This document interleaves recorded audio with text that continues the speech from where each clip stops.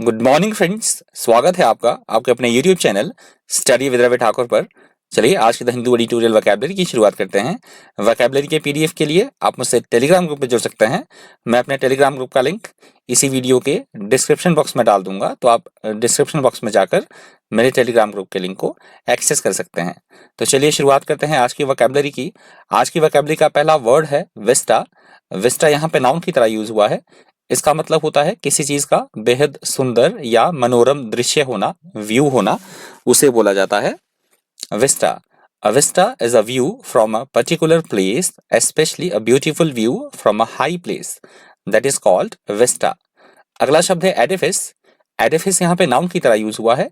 इसका मतलब होता है बहुत सुंदर, भव्य, शानदार बिल्डिंग या फिर महल होना, उसे बोला जाता है Edifice. A large, impressive building. That is called edifice.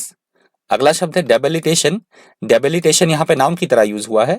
इसका मतलब होता है बहुत ज्यादा कमजोर होना, क्षीण होना या फिर दुर्बल होना, उसे बोला जाता है debilitation.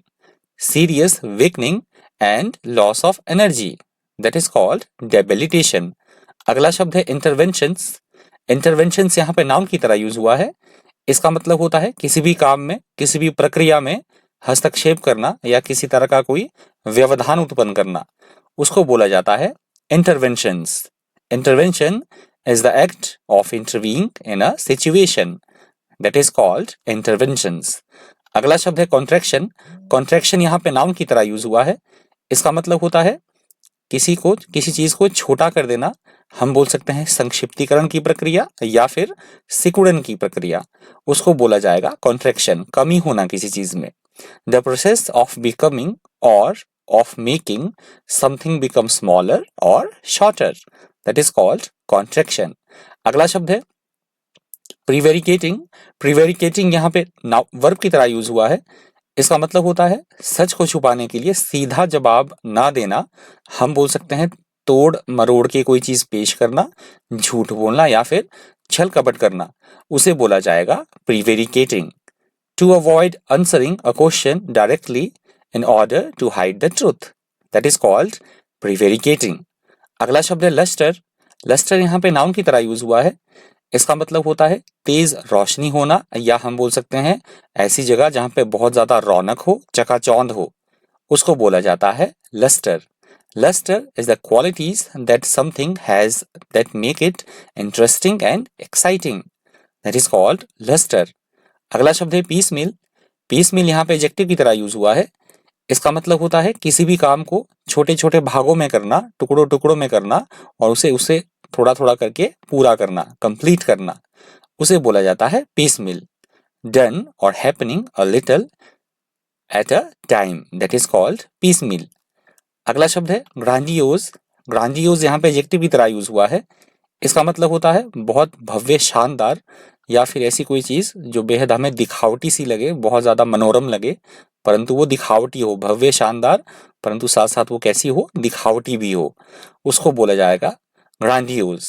If you describe something as grandiose you mean it is bigger or more elaborate than necessary, that is called grandiose. अगला शब्द है मॉरिबंड। मॉरिबंड यहाँ पे एडजेक्टिव की तरह यूज हुआ है। इसका मतलब होता है बहुत बुरी अवस्था में होना, या हम बोल सकते हैं मरने जैसी अवस्था में होना, मरणासन अवस्था में होना, कोई भी चीज, उसको बोला जाता है moribund. In an very bad condition, और हम बोल सकते हैं dying, that is called moribund. अगला शब्द है स्पोरेडिक। स्पोरेडिक यहाँ पे एडजेक्टिव की तरह यूज हुआ है। इसका मतलब होता है ऐसा कोई काम जो नियमित रूप से ना हो, लगातार ना हो, अनियमित रूप से होने वाला या रुक रुक के होने वाला, उसको बोला जाता है sporadic. Sporadic occurrence of something happen at irregular intervals, that is called sporadic. और आज की वोकैबुलरी का अंतिम शब्द है emanating। emanating यहाँ पे वर्ब की तरह यूज हुआ है। इसका मतलब होता है प्रकट होना, किसी चीज का प्रकट हो जाना, उत्पन्न होना किसी चीज का, उसको बोला जाता है emanating. If a quality emanates from you, or if you emanate a quality, you give people a strong sense that you have that quality, that is called emanating. तो ये आज की वोकैबुलरी का अंतिम शब्द था। यदि आपको ऑडियो माफ़ कीजिएगा, यदि आपको वीडियो हेल्पफुल लगा हो, इन्फॉर्मेटिव लगा हो, आपने वीडियो से कुछ सीखा हो, तो प्लीज़ वीडियो को लाइक कीजिएगा, ज़्यादा से ज़्यादा वीडियो को शेयर कर दीजिएगा। और अगर आप मेरे चैनल पर नए हैं तो चैनल को सब्सक्राइब करना बिल्कुल मत भूलिएगा।